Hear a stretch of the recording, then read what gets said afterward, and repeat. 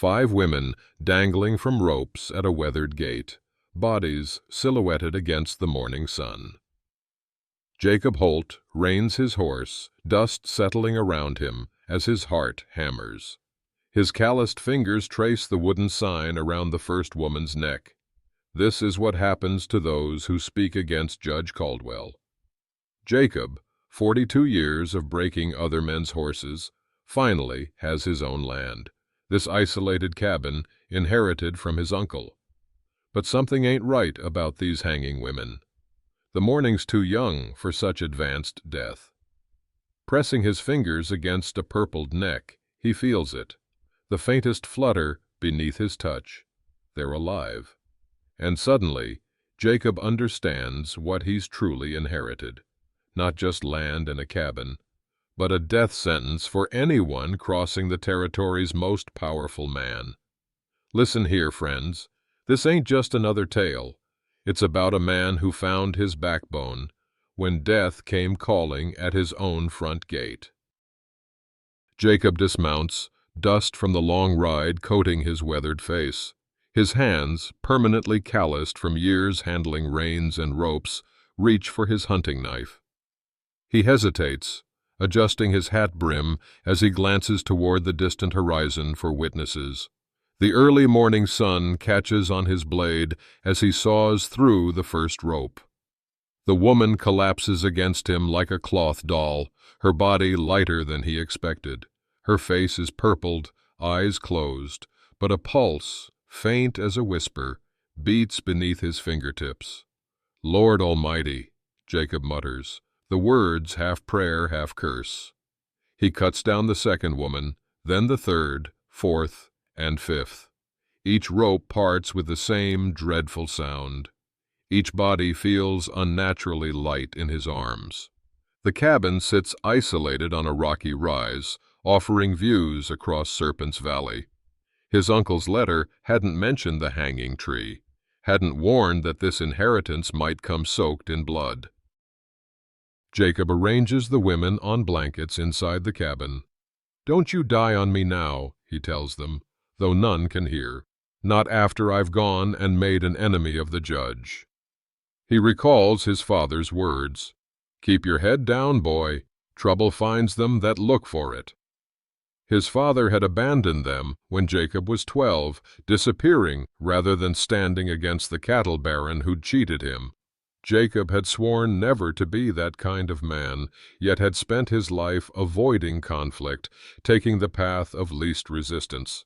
Until now, he applies cool cloths to rope-burned necks. The first woman's, Abigail's, eyes flutter open, wild with terror. She immediately tries to scream, but her damaged throat produces only a rasping gasp. "Easy now," Jacob says, raising his palms. "I cut you down. You're safe here." Her eyes dart wildly around the cabin, counting her companions. "They're alive too, barely." Jacob tilts his head toward the others. "What happened to you ladies?" Abigail's cracked lips form words with difficulty. "Caldwell. We saw girls." She gestures like she's writing. Jacob finds a stub of pencil and an old ledger. Abigail's handwriting is shaky, but clear. "Judge Caldwell runs a trafficking ring. We discovered documents proving he sells young women to mining camps. We tried to tell the sheriff. He works for Caldwell. They hung us at dawn as a warning." Jacob's stomach tightens. Judge Caldwell controlled justice across 3 counties, owned half the businesses in the territory, and had the governor's ear. A man who could hang 5 women without trial was a man who could reach anywhere. While reading her words, Jacob spots a rider approaching. Caldwell's foreman, coming to collect what should be 5 corpses. "He can't find you alive," Jacob tells Abigail, securing his rifle by the door. "None of you. He'll finish what they started." Abigail scrawls frantically, "Hide us, then run." "Save yourself." Jacob watches the approaching rider through his uncle's spyglass. Everything in him wants to flee. to survive. His hand touches his father's watch in his pocket, the only thing the man had left behind. Would he run too? Looking at these 5 women who nearly died for speaking truth, something shifts inside him. His spine straightens. "I ain't running," he tells her, checking his rifle's action with practiced hands. "And neither are you." The rider is close now, dust rising behind him like a signal fire. Jacob positions himself on the porch, rifle visible but not threatening. "Morning," he calls as the rider approaches. "Something I can help you with?" The man reins his horse, eyes darting to the empty hanging tree, then back to Jacob. "Judge Caldwell sent me to take care of some business at this property." "That so?" Jacob keeps his voice steady despite his pounding heart. "Well, this here's Holt property now. My uncle's deed came through last week." "Them women," the rider says, hand hovering near his pistol. "Where are they?" "Cut 'em down and buried 'em," Jacob lies. "Seemed the Christian thing to do." The rider's eyes narrow. "Judge won't like that. He had plans." "Judge wants to discuss it. He knows where to find me." Jacob shifts his rifle slightly. "Now, unless you got other business here, this is private property." After a tense moment, the rider turns his horse.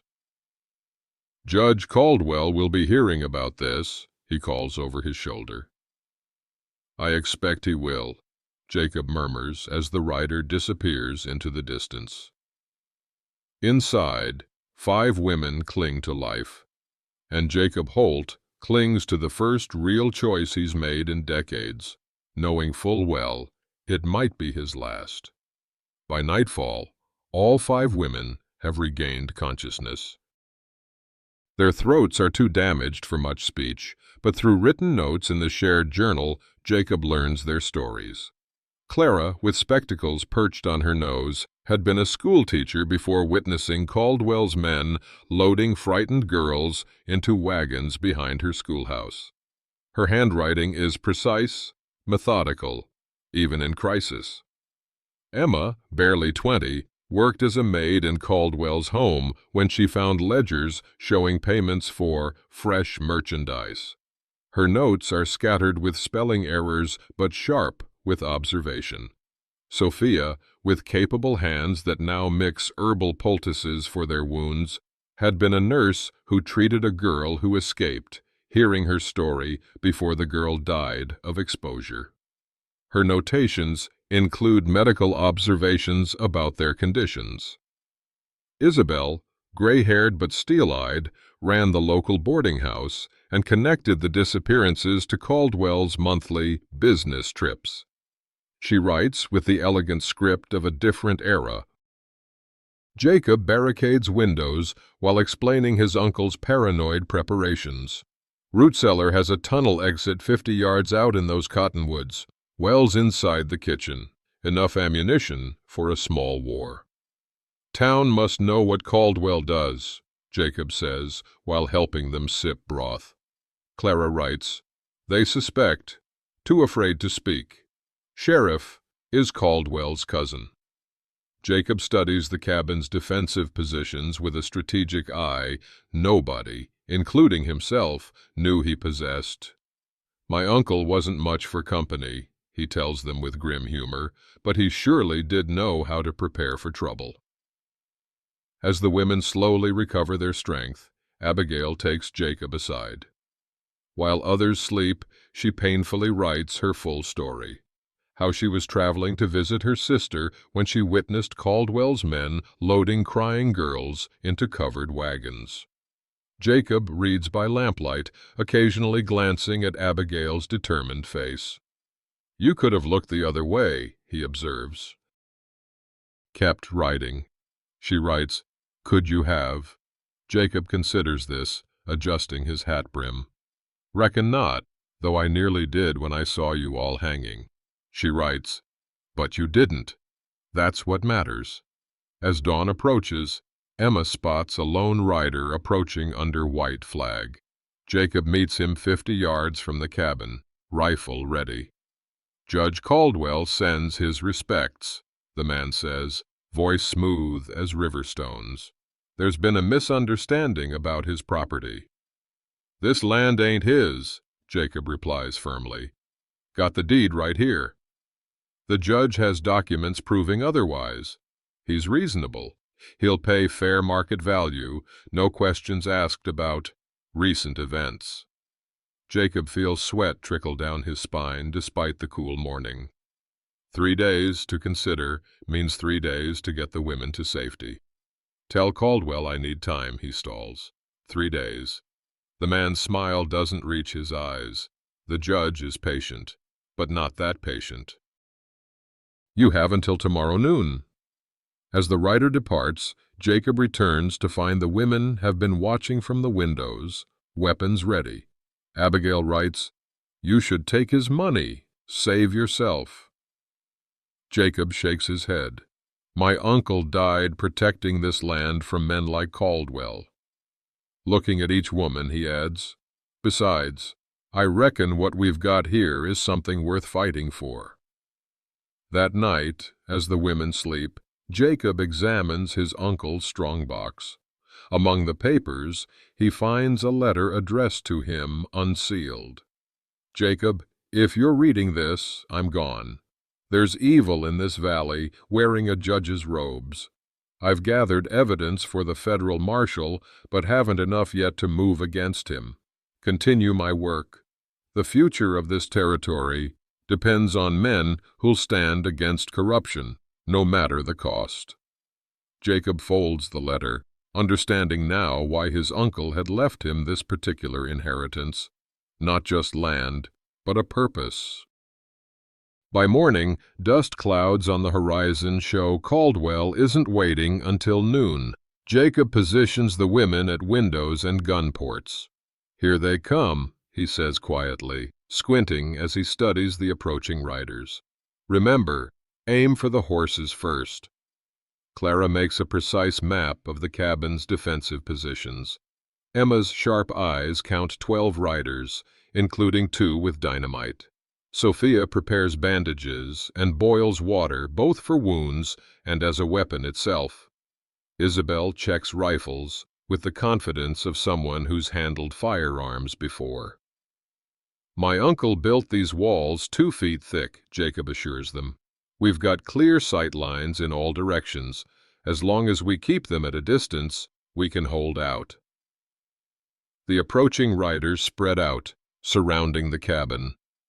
Jacob feels strangely calm now that the waiting is over. His fingers find the letter in his pocket, his uncle's mission, now his. We just want to be left alone, he shouts toward the riders. This is legal Holt property. The smooth-talking man's voice carries across the distance. Judge Caldwell says different. Last chance to come out peaceful-like. Jacob looks at the 5 women, strangers days ago, now bound to him by a choice he made at a hanging tree. Their faces show fear, but also determination. No one suggests surrender. We've made our choice, Jacob calls back. Now you make yours. A rifle crack answers him, splintering wood near his head. The battle for Holt Cabin has begun. For an hour, they hold their ground. Jacob's uncle built well, thick walls with strategic firing positions that keep Caldwell's men at bay. 2 attackers fall to Isabel's precise shooting. Captain taught me well, she explains, when Jacob raises an eyebrow at her marksmanship. Her voice is recovering faster than the others, though still raspy. Another man runs howling when Emma tosses boiling water through a window onto his approaching form. Didn't know I had it in me, she whispers, hands trembling after. Sometimes we don't know what we're capable of until we're pushed, Jacob tells her, squeezing her shoulder briefly. The siege might have continued indefinitely if not for the dynamite. The first stick falls short, but the explosion shakes the cabin's foundation, dust raining from ceiling beams. They ain't playing fair now, Jacob mutters. The second stick lands closer, shattering a window and sending Clara sprawling with cuts across her face from flying glass. "My ledger!" she cries, blood streaming into her eyes as she points toward the kitchen where their written testimony lies. Jacob sees the third stick arcing through the air, its trajectory unmistakable. "The root cellar!" he shouts. "Now!"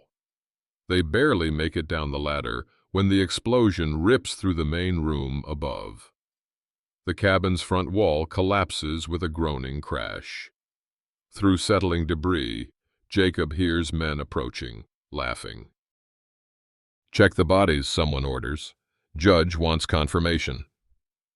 Jacob stares upward at daylight showing through what was once his cabin floor. Everything he owned, gone in an instant. The deed to his land, his uncle's strongbox, their weapons, all lost. Abigail grabs Jacob's arm, pointing urgently toward the tunnel. Her eyes communicate what her damaged voice cannot. "We must go now." Emma shakes her head frantically, pointing upward. They've forgotten their journal with all written testimony against Caldwell. It's in the kitchen, which still stands, but is now overrun with Caldwell's men. "Too late," Jacob whispers. "We have to go." They crawl through the narrow tunnel, emerging behind the cottonwoods as smoke rises from the ruined cabin. From their hidden position, they watch Caldwell's men ransack what remains of the structure. "Nothing," a man shouts. "They ain't here." "Spread out," the leader commands. They couldn't have gotten far. Judge wants them found by sundown. From the shelter of cottonwoods, they watch smoke rise from the ruined cabin. Jacob mentally catalogs their situation. 3 pistols, limited ammunition, no supplies, 5 injured women, and Caldwell's men already mounting to search. "We lost everything," Jacob says, voice hollow. "The cabin, the evidence, any chance of defending ourselves."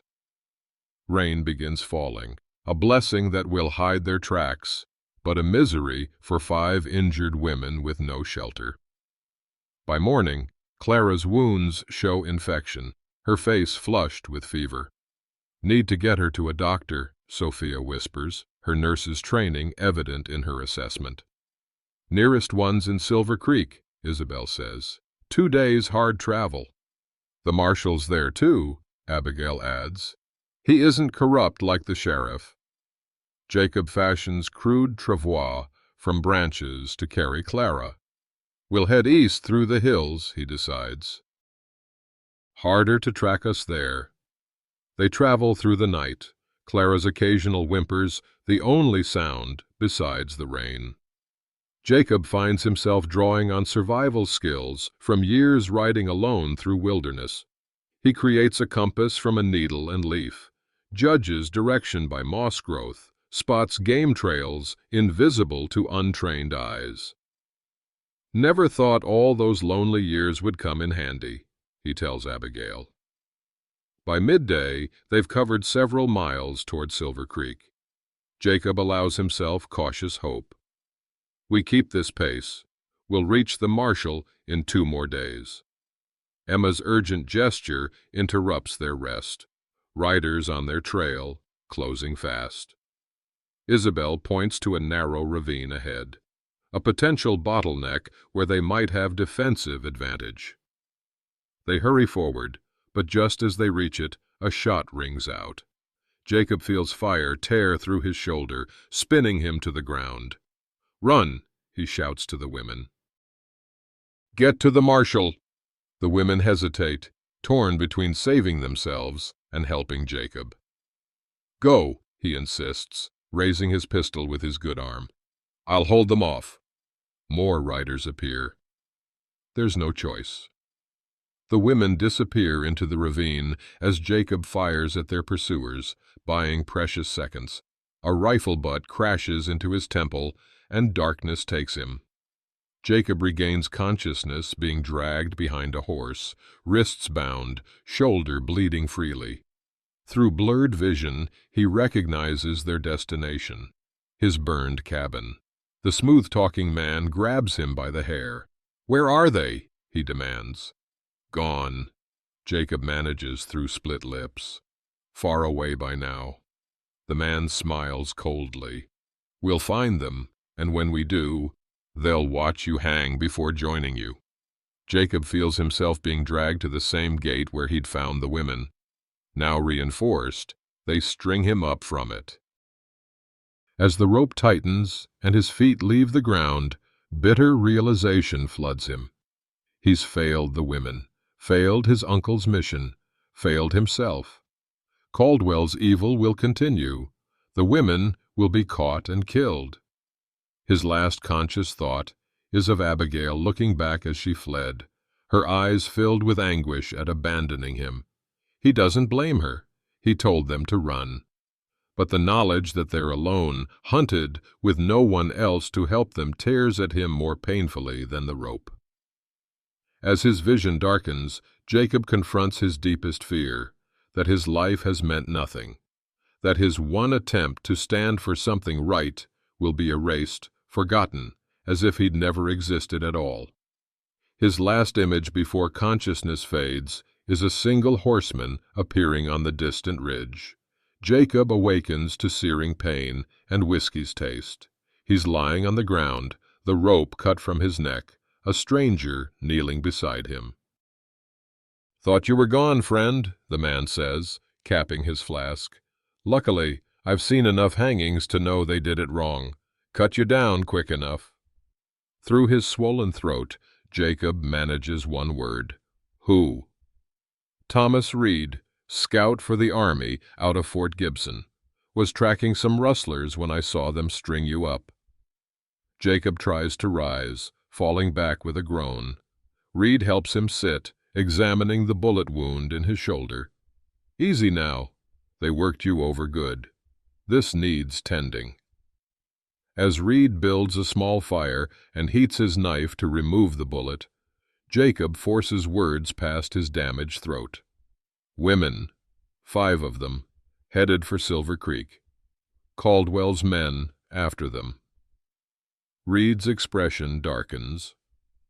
"Judge Caldwell? The territorial magistrate?" Jacob nods painfully. "Then they're in worse trouble than you know. Silver Creek's marshal was found dead 3 days ago. Caldwell's appointed a replacement already." The news hits Jacob like another beating. Their only hope of justice, gone. The women heading into a trap, thinking they're moving toward safety. "Have to warn them," Jacob gasps, as Reed digs the bullet from his shoulder. "You ain't warning nobody in this condition," Reed says, binding the wound. "Tell me what's happening." Through painful words and gestures, Jacob relates the whole story. Reed listens silently, his face growing grimmer with each detail. "I've heard rumors about girls going missing," Reed admits. "Army doesn't have jurisdiction over civilian matters, but this is monstrous." "The women," Jacob insists. "They have proof. If they reach a real federal marshal—" "Nearest one's at Fort Gibson, 4 days' ride from here." Jacob struggles to his feet, nearly collapsing. "Then we go now." Reed catches him before he falls. "You'll die before you cover 10 miles. For 3 days, Jacob burns with fever as infection sets in. Reed treats him with Army-issue medicine and what herbs he can find. In his delirium, Jacob sees the women hanging, except now he's watching from a distance, unable to reach them. He hears his father's voice. "Trouble finds them that look for it, boy." "No," Jacob mutters to the phantom. "Trouble finds those who can't stand against it." He sees Abigail's face, accusing. "You failed us." When the fever breaks on the 4th day, Jacob awakens to find Reed returning from a scouting trip. "Caldwell's men caught up to them yesterday," Reed reports grimly. "Took them back to town. Word is they'll stand trial for murder. Supposedly killed that Silver Creek marshal." "Trumped-up charges," Jacob croaks. "Of course, but Caldwell's the law. Trials set for tomorrow, hanging likely to follow immediately after. Jacob forces himself up despite the pain. How far to town? You can barely stand, Reed objects. Didn't ask that, asked how far. Reed sighs. Half-day's ride. But Caldwell's got 20 men there, and you're one wounded rancher. 2, Jacob corrects, unless you're riding out. Reed studies him for a long moment. Army scout interfering in territorial justice be the end of my career. These women will die without help. Reed nods slowly. Always figured I wasn't cut out for long-term employment anyway. They ride through the night, Jacob gritting his teeth against the pain. By dawn, they reach the outskirts of Serpent's Fork, the town where Caldwell holds court. From a ridge overlooking the settlement, they watch people gathering outside the courthouse. Trial's already starting, Reed observes. Town seems divided about it. Not everyone's happy with Caldwell's justice. Through a spyglass, Jacob spots the women being led into the courthouse, all 5 alive, but showing signs of rough treatment. Abigail walks with her head high, despite a blackened eye. Clara seems barely conscious, supported by Sophia and Emma. Isabel's gray hair is matted with blood.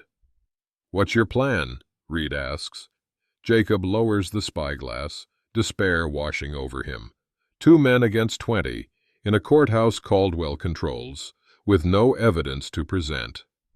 The women's written testimony was lost in the cabin fire, and his uncle's letter was in his pocket when he was captured, surely taken by Caldwell's men.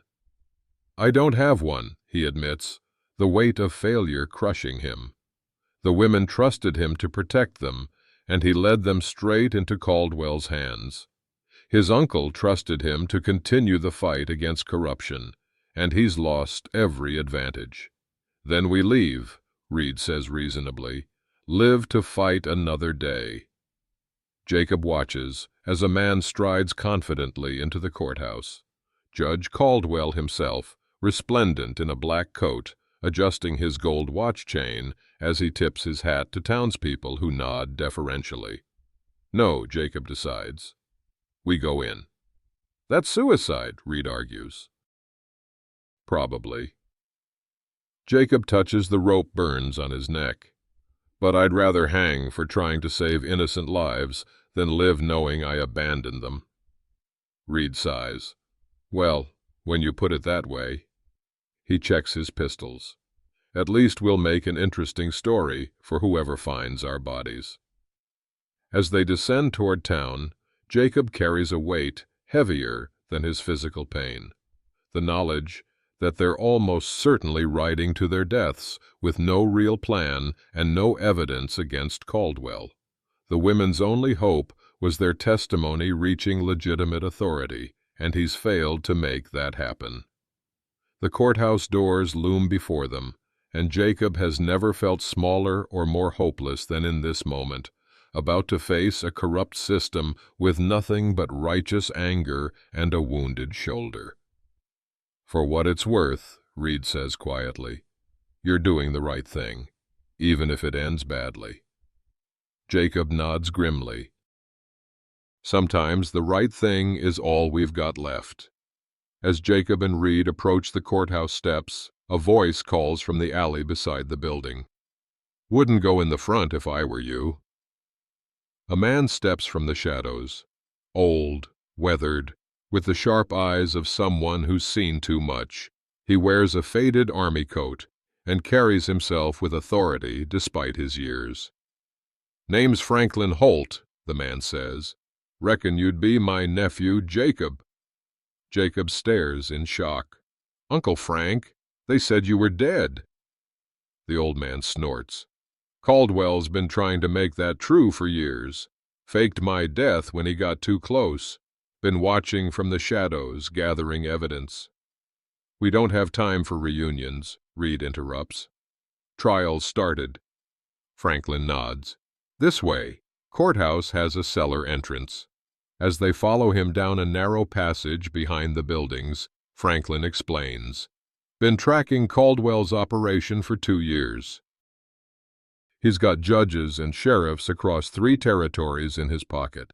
Sells girls to mining camps, logging operations, anywhere men are isolated and desperate. The women found evidence, Jacob says. I know. Been watching you all since they arrived at your cabin.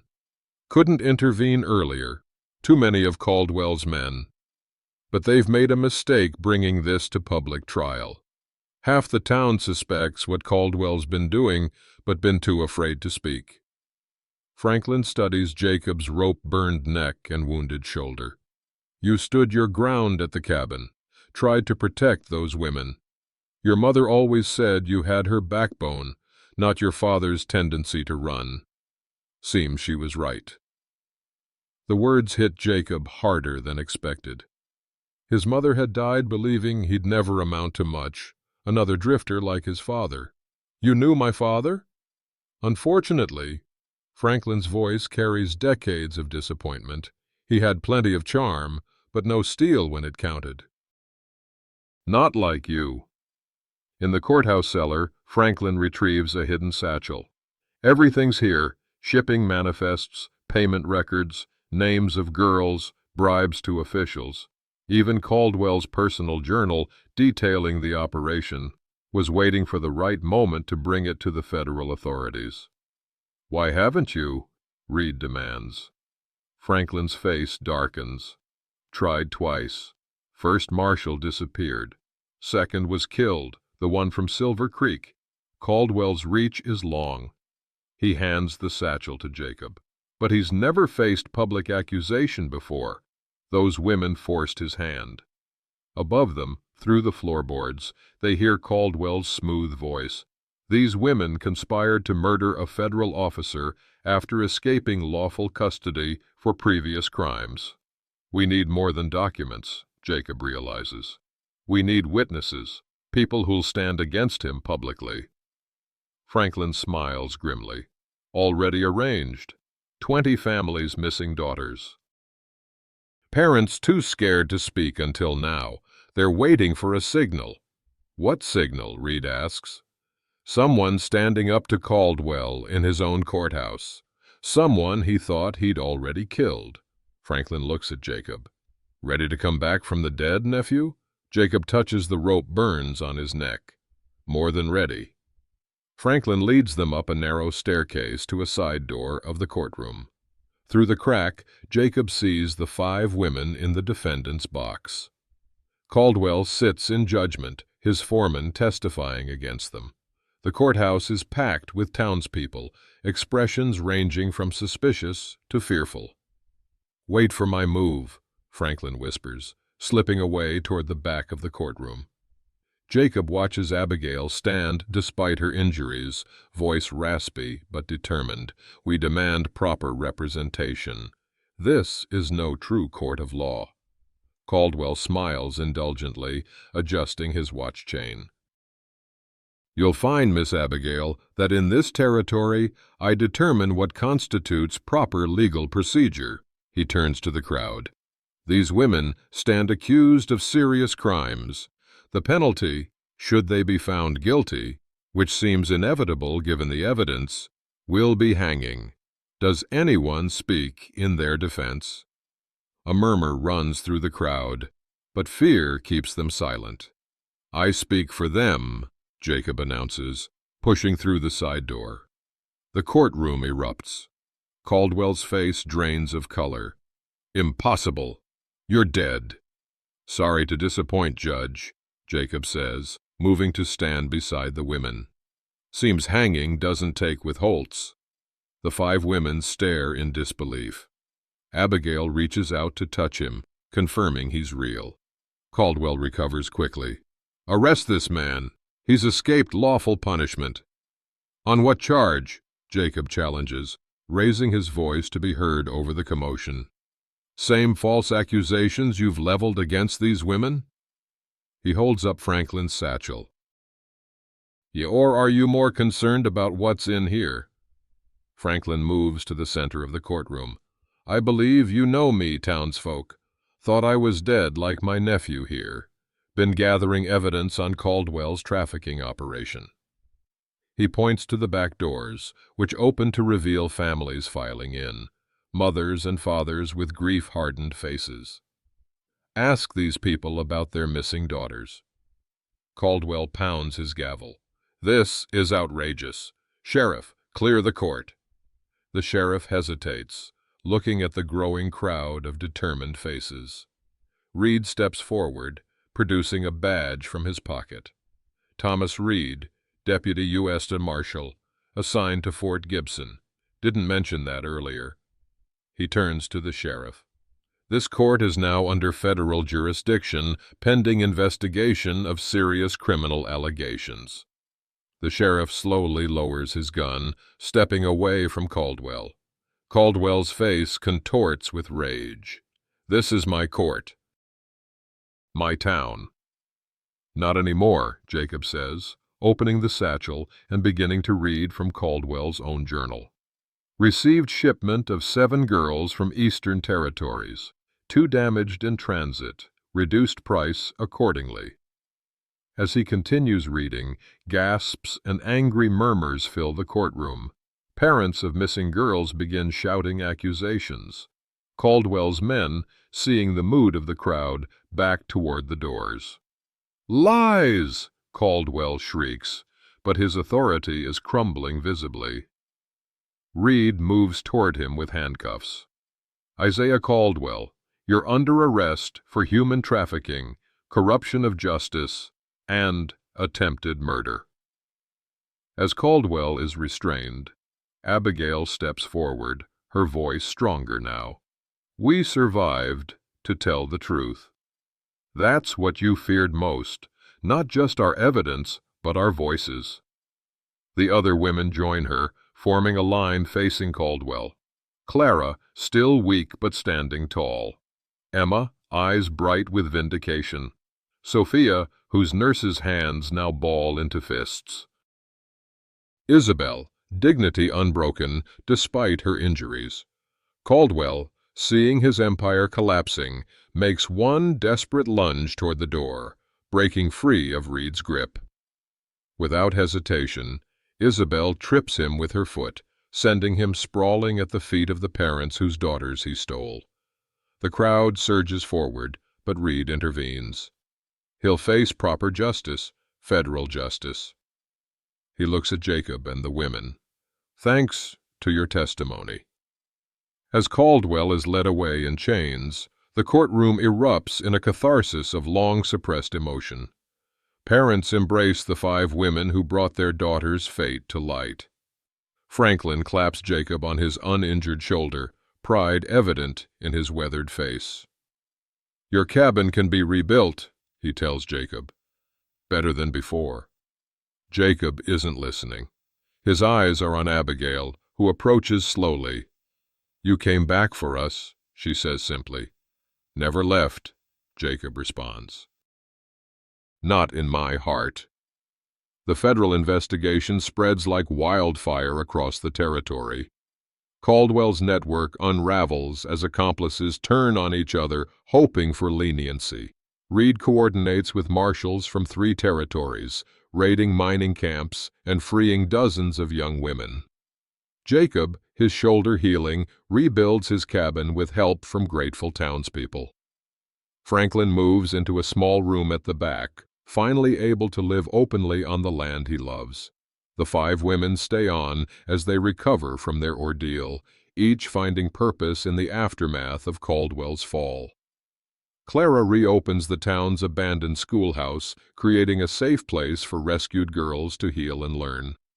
Emma assists her, discovering a talent for teaching children who've experienced trauma. Sophia establishes a small infirmary, treating physical and emotional wounds with equal care. Isabel becomes Reed's unofficial deputy, her steady presence and keen eye for deception proving invaluable during investigations. Abigail, whose leadership held the women together through their ordeal, works alongside Jacob.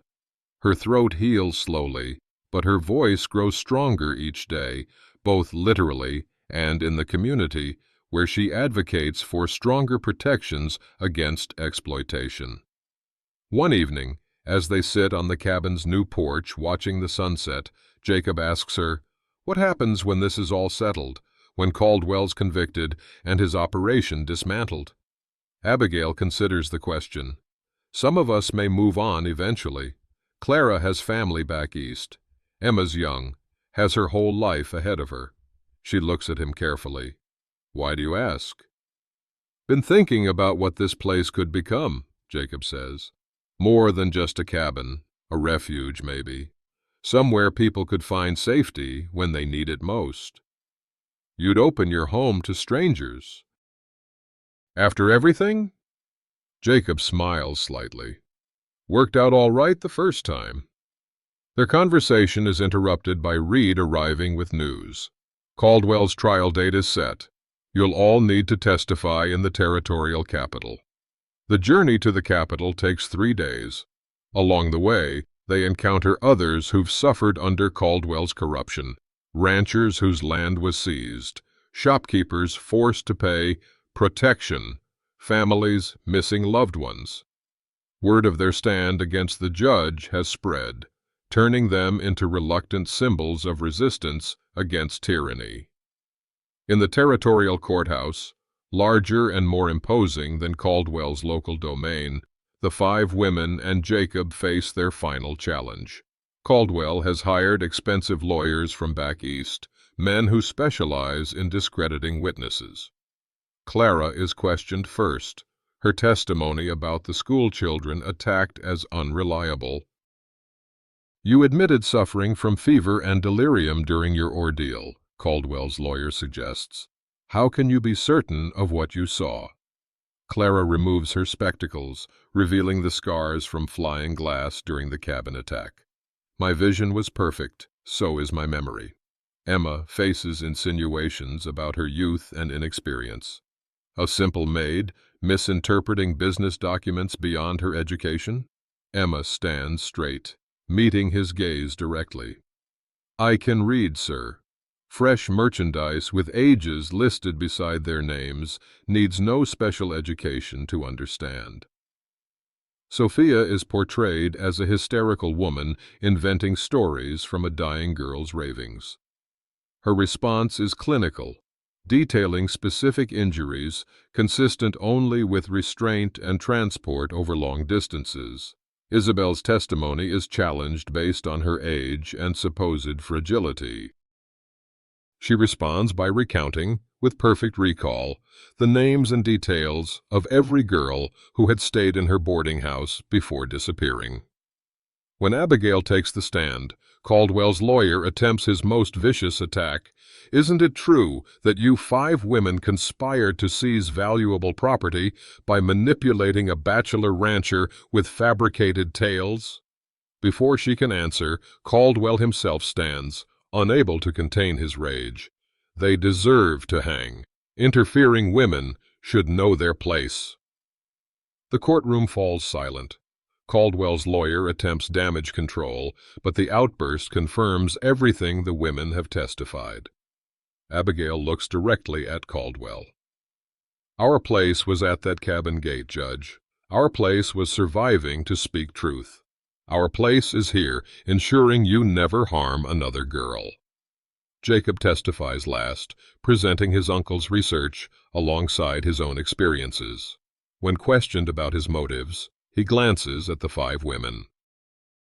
"Started as just defending my property," he admits. "Became about defending what's right. What kind of man would I be if I turned away when innocent people needed help?" The jury deliberates less than an hour. Caldwell is found guilty on all counts: trafficking, corruption, attempted murder, and more.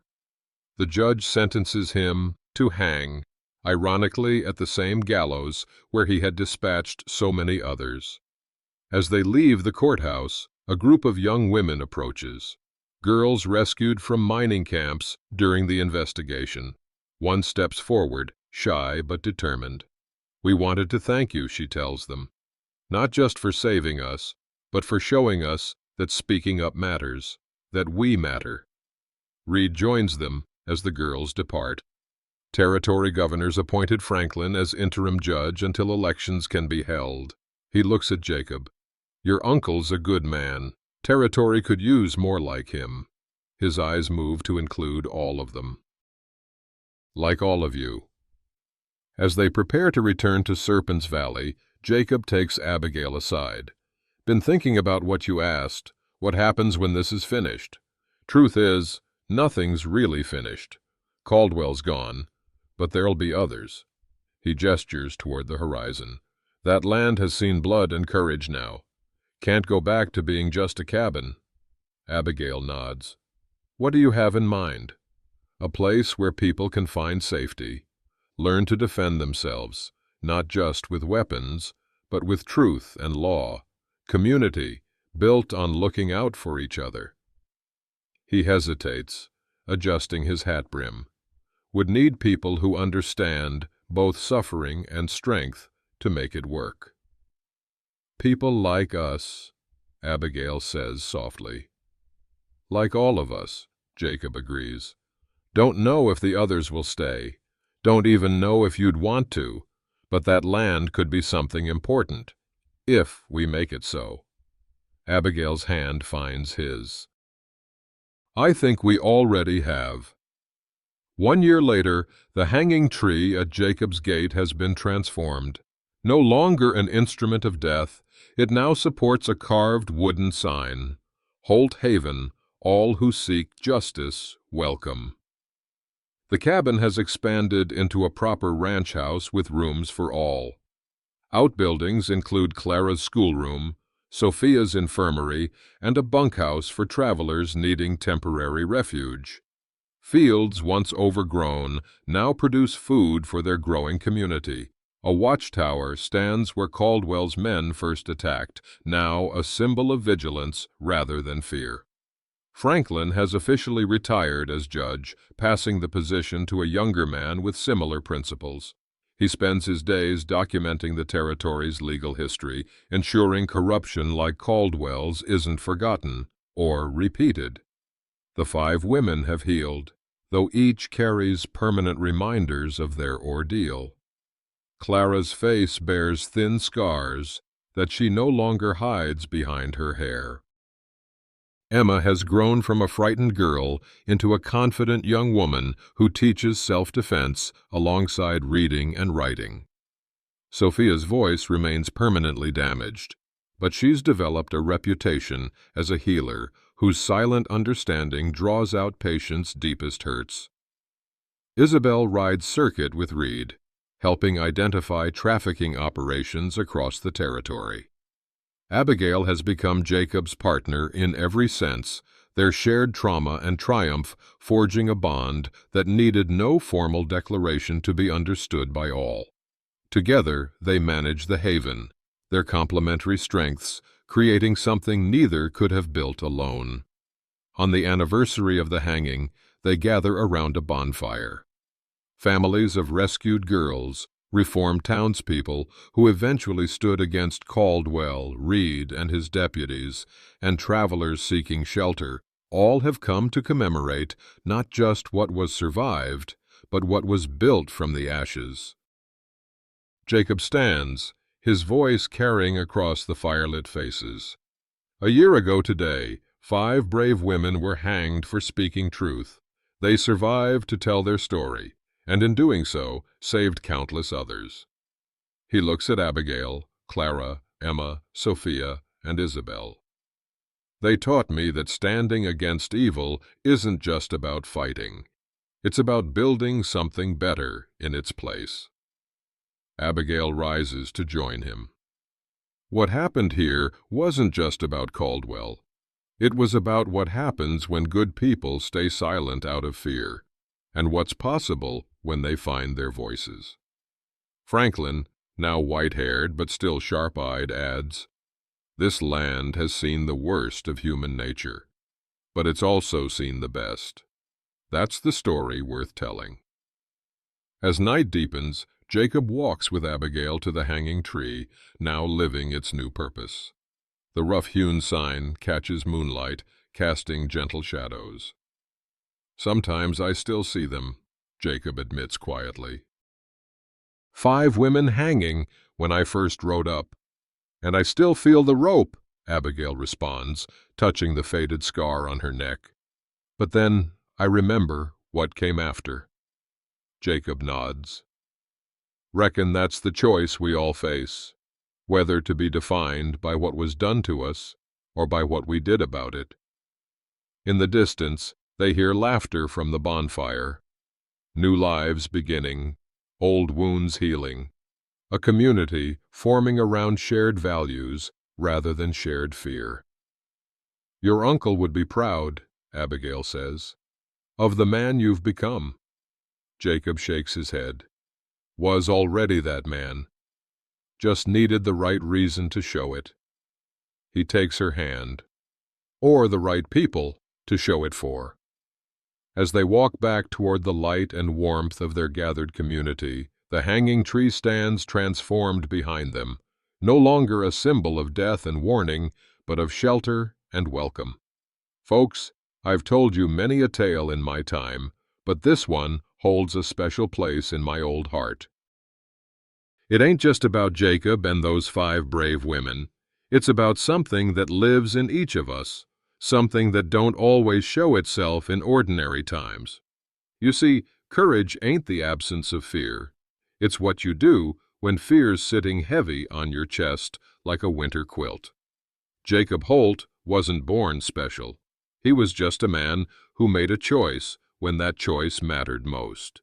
We all stand at crossroads in this life, moments that ask us who we truly are. Do we walk away when standing firm might cost us dear? Do we stay silent when speaking truth might bring the world down around our ears? The hanging tree at Holt Haven still stands today. I've seen it with these old eyes, weather-worn and gnarled, but still alive, still bearing fruit, like the people who gathered beneath it, marked by life's harshness, but not defined by it. That's the miracle, you see. Not that evil men like Caldwell exist in this world. We know that well enough. But that ordinary folks like you and me can find the extraordinary within us when the moment calls for it. So when you're facing your own crossroads, remember Jacob Holt standing at his cabin gate, knife in hand, making that first crucial choice. Remember that the most important journeys don't start with strength, but with the decision to use whatever strength you have. Your battles might not involve hanging trees or corrupt judges, might be standing up for someone when it ain't popular, might be speaking truth when lies would be easier. Whatever crossroads you're facing, remember this: no cabins built in a day, and no evils so mighty that good folks standing together can't bring it down.